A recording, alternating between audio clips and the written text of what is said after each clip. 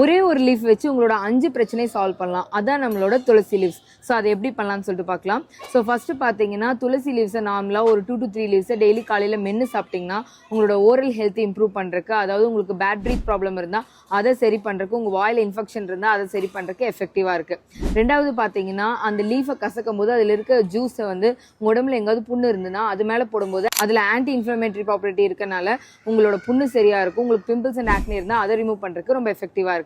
அதே இலையை நீங்கள் கஷாயமாக வச்சு குடிக்கும்போது உங்களுக்கு கோல்டு, காஃபு, ஃபீவர் இருந்தால் அதை சரி பண்ணுறதுக்கு ரொம்ப எஃபெக்டிவாக இருக்குது.